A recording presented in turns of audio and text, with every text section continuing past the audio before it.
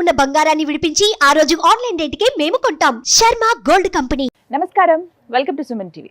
ఇవాళ మనతో పాటు ప్రణవానంద ప్రభుజీ ఉన్నారు. సుమన్ టీవీ ప్రేక్షకులకు ఎంతో సుపరిచితులు వారు. ప్రత్యేకించి ఆ శ్రీకృష్ణ పరమాత్ముడి గురించి, వారి లీలల గురించి అనేక మాధ్యమాల్లో వారు చెప్పే విధానం కానీ, వారు చెప్పినటువంటి ప్రవచనాలు, వారి మాటలు విని ఎంతో మంది వాళ్ళ జీవితాల్లో చాలా మార్పులు చేసుకున్నారు. హరే కృష్ణ ప్రభుజీ, ఎలా ఉన్నారు? బాగున్నానండి. చాలా సంతోషం. చాలా రోజుల తర్వాత మాట్లాడుతూ ఉన్నాము. మీరు కూడా చాలా బిజీగా ఉన్నారని విన్నాము.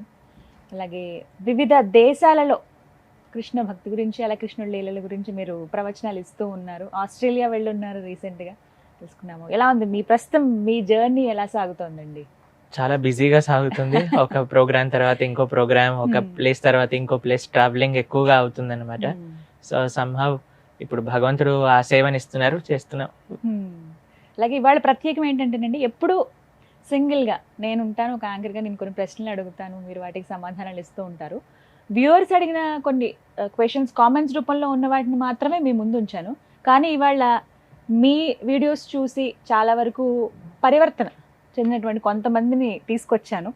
వీళ్ళు ఏంటంటే చాలా సందేహాలు ఉన్నాయి మాకు, మేము డైరెక్ట్గా ప్రభుజీతో మాట్లాడాలనుకుంటున్నామని ఎప్పటి నుంచో అడుగుతున్న వాళ్ళే. సో అలా కొంతమంది మాత్రమే, చాలామంది అలా నాకు ఎప్పుడు ప్రోగ్రామ్కి వెళ్ళినా, ఈవెన్ నేపాల్కి వెళ్ళినా కూడా మమ్మల్ని చాలామంది పలకరించి మరి అడుగుతూ ఉన్నారు, ఇలా ప్రణవానంద గారితో ఇంటర్వ్యూస్ చేస్తారు కదా, మేము వారితో మాట్లాడాలనుకుంటున్నాం, ఎలా ఎలా అని చాలామంది. బట్ మీ సందేహాలు ఏంటో చెప్పండి, మీ తరపున నేను అడుగుతానని చెప్పి ఎప్పుడు వాళ్ళకి చెప్తూ ఉంటాను. అలా చాలా క్వశ్చన్స్ ఇవాళ నేను ప్రత్యేకంగా అడిగే కన్నా ఇక్కడ ఉన్నటువంటి ఆడియన్స్ ఎవరైతే ఉన్నారో వీళ్ళు అడుగుతారు. మరి స్టార్ట్ చేద్దామండి. తప్పకుండా. సనాతన ధర్మంలో చనిపోయిన వాళ్ళని మన దేవుడితో సమానంగా పూజిస్తారు కదా, మన భగవద్గీతలో అలా ఉందా? మీరేం చెప్తారు? భగవద్గీతలో కృష్ణుడు ఈ విషయం గురించి చెప్పారు. యాంతి దేవ వ్రతాదేవాన్ యాంతి పృథివ్రత. ఏమంటాడంటే కృష్ణుడు భగవద్గీతలో, ఎవరైతే దేవతలను పూజిస్తారో, ఏ దేవత పూజ చేస్తే వాళ్ళ లోకానికి వెళ్తారు. పితృ అని అంటే చనిపోయిన వాళ్ళు, పితృదేవతలు అని అంటారు కదా, వాళ్ళని పూజ చేస్తే వాళ్ళు ఎక్కడ ఉన్నారో అక్కడికి వెళ్తారు. యాంతి దేవ వ్రతాదేవాన్, దేవతల్ని పూజ చేస్తే దేవతలు ఉండే లోకానికి వెళ్తారు. పితృలను పూజ చేస్తే పితృలు ఉండే లోకానికి వెళ్తారు. భూతానియా అంటే భూతేజ్య, భూతాలు అంటే ఏదైతే ఆత్మలు అని అంటారు కదా, వాటిని పూజ చేస్తే వాళ్ళు ఉండే లోకానికి వెళ్తారు. నన్ను ఆరాధన చేస్తే నా లోకానికి వస్తారు అని కృష్ణుడు చెప్పాడు. ఇప్పుడు మనం చెన్నై ట్రైన్ ఎక్కి నేను ముంబై వెళ్ళాలి, ముంబై తీసుకెళ్ళు అంటే తీసుకెళ్తుందా అండి? తీసుకెళ్తుందా? ఎక్కడ టికెట్ కొంటే అక్కడికే కదా తీసుకెళ్ళేది. అలానే మనం ఎవరిని ఆరాధన చేస్తే అక్కడికి వెళ్తాం. కానీ మళ్ళీ మిగతా ఆరాధనలో ఏంటి ఒక విషయము అని అంటే, కృష్ణుడు దీన్ని కూడా భగవద్గీతలో చెప్పారు. ఆ బ్రహ్మ భువనాలోక పునరావృత్తినో అర్జున మాముపేత్యతు కౌంతేయ పునర్జన్మ న విద్యతే. ఈ ప్రపంచంలో భగవంతుడు ఉండే స్థానం కంటే ఇంకా ఏ స్థానానికి వెళ్ళినా సరే మళ్ళీ పుట్టాల్సి వస్తుంది మనుష్యుడిగా. కానీ కేవలం భగవంతుణ్ణి ఆశ్రయించి భగవంతుడి ఉండే ఆ నిత్య వైకుంఠ గోలోక క్షేత్రానికి వెళ్ళామనుకోండి, అక్కడి నుంచి మళ్ళీ కిందికి ఈ ప్రపంచంలోకి రావాల్సిన అవసరం ఉండదు. ఎందుకు ఈ ప్రపంచంలో ఎందుకు రాకూడదు అని అంటే, ఈ ప్రపంచం మొత్తం కష్టాలతో నిండి ఉన్నది కాబట్టి. ఎంతమంది కష్టాలు కావాలి? కుంతి మహారాణి అయితే అడిగింది, కానీ మనమైతే అడగలేం కదా. మేము ఇంజనీరింగ్ చదివేటప్పుడు చెప్పి, కృష్ణ నాకు ఇంకోసారి మాత్రం అస్సలు జన్మ అంటూ ఉండకూడదు, ఎందుకంటే మళ్ళీ నేను ఈ మ్యాథ్స్ ఎగ్జామ్ మాత్రం రాయలేను అని ప్రార్థన చేస్తుండేవాడిని. కాబట్టి ఇక్కడ ఉన్నాయి అన్నీ కూడా మిజరబుల్ కండిషన్స్. కానీ వైకుంఠం ఎటువంటి ప్రదేశం అని అంటే, అక్కడ దెర్ ఇస్ నో దుఃఖం అనే వర్డ్ కూడా ఎవరికి తెలియదు. అక్కడ కేవలం ఆనందం, భగవంతుడి యొక్క సేవలో ఆనందం. కాబట్టి అందరినీ ఒకలా పూజిస్తే ఒకటే డెస్టినేషన్కి వెళ్తాము అనేది రాంగ్ అండి. దేవతల్ని పూజ చేస్తే దేవతల దగ్గరికి వెళ్తాం, పితృని పూజ చేస్తే పితృలు ఉండే దగ్గరికి వెళ్తాం, భూతాలని పూజ చేస్తే భూతాల దగ్గరికి వెళ్తాం, భగవంతుని ఆరాధనిస్తే భగవంతుడి యొక్క లోకానికి వెళ్తాము. అది శాశ్వతమైన ప్రదేశం, మిగతావన్నీ కూడా టెంపరీ. ప్రభుజీ, చివరి ప్రశ్న ఇవాల్టి కార్యక్రమంలో అడగండి. ప్రభు గారు, మీరు ఇందాక చెప్పారు మనము చూసే పద్ధతిని బట్టి మనకి ఏదైనా కనపడుతుంది అని చెప్పారు. అంటే way of thinking, way of visiting సంబంధించి కనపడుతుంది అన్నారు. మీరు ఎప్పుడైనా కానీ శ్రీకృష్ణ భగవంతుని చూసారా? మేము రోజుకి 3 సార్లు చూస్తాం కృష్ణుడిని. 3 times మాట్లాడతారు. రోజు 3 times చూస్తాం, 3 times మాట్లాడతాం. ఆ 3 times ఆయన తిన్నది మేము తింటాం. ఆ 3 times ఆయన వాష్ చేసిన, స్నానం చేసిన నీళ్ళని మేము మా శిరస్సు పైన ధరిస్తాం.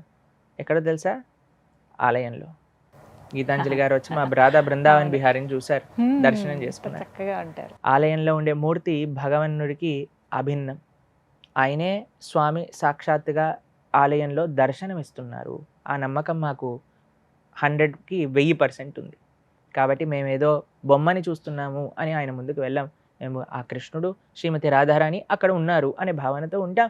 అలానే వాళ్ళు మాతో రెసిప్రొకేట్ చేస్తారు. ఎవరు ఎలా ఉన్నారు, ఆలయంలో రాయి అని అనుకుంటే రాయిలా కనిపిస్తాడు. ఆలయంలో అయ్యా స్వామి సాక్షాత్ వ్రజేంద్ర నందన అని అనుకుంటే ఆయన కృష్ణుడిలా దర్శనమిస్తారు. కాబట్టి మేము దర్శనానికి రోజు 3 సార్లు వెళ్తాం అనమాట. కాబట్టి 3 సార్లు కృష్ణుని చూస్తాం. అలాంటప్పుడు ఆలయం ఎందుకు, మనం ఎక్కడైనా చూడొచ్చు కదా, దాంట్లో చూడొచ్చు, మనుషులు చూడొచ్చు. మీరు ఎప్పుడైనా పంచర్ వెళ్ళినప్పుడు మీరు పంచర్ షాప్కి వెళ్ళి గాలి కొట్టించుకున్నారా మీ వెహికల్లో? Yeah. గాలి అంతటా ఉన్నప్పుడు మీరు పంచర్ షాప్కి ఎందుకు వెళ్ళాలి?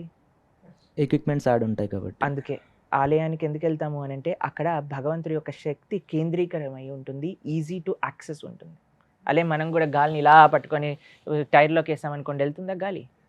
ఎందుకు? అక్కడ ఓ ప్రదేశంలో గాలిని మొత్తం కేంద్రీకరించేసి ఒక ఫోర్స్తో మన గాల్లోకి పంపిస్తారు, మన వెహికల్లో టైర్లోకి పంపిస్తారు. కాబట్టి అక్కడికి మనం వెళ్తాం.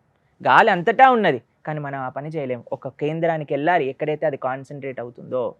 ఆలయం భగవంతుడి యొక్క శక్తి, భగవంతుడి యొక్క సేవ చేసే ఒక కేంద్రమైన ప్రదేశం అనమాట. అక్కడ ఆ ఎక్స్పీరియన్స్ అనేది మనకు వస్తుంది కాబట్టి ఆలయానికి వెళ్ళాలి. అలాంటప్పుడు భగవంతుడే అన్నాడు కదా, అణువణువు నేను ఉన్నాననేసి. మీరు అయితే కనుక ఆలయంలోనే ఉన్నారంటున్నారు. మీరు కరెక్ట్గా మా ప్రశ్న వినలేదు. మీకు ఇచ్చిన ఎగ్జాంపుల్లో మేమేం చెప్పాం? అంతటా గాలి ఉన్నది, కానీ పంచర్ షాప్కి ఎందుకు వెళ్తారని మీరు చెప్పారు? ఎందుకంటే అక్కడ కావాల్సిన ఇన్స్ట్రుమెంట్స్ ఉన్నాయి కాబట్టి. భగవంతుడు ఆలయంలో ఒక్కడే ఉన్నాడు అని కాదు, అంతటా ఉన్నాడు. కానీ ఆలయంలో ఆయనను చూడటం ఈజీ, యాక్సెసబుల్. సర్వీస్ చేయడానికి ఇప్పుడు గాల్లో ఉన్న భగవంతుడికి నేను అలంకరణ చేయాలి అని అంటే చీర కట్టగలుగుతానా, నెమలి పింఛం పెట్టగలుగుతానా, హారం వేయగలుగుతానా? కానీ ఆలయంలో చేయొచ్చు కదా. So it is not the only place where God is, but it is the place where God is. అంతటా ఉన్న భగవంతుడు ఆలయంలో లేడా?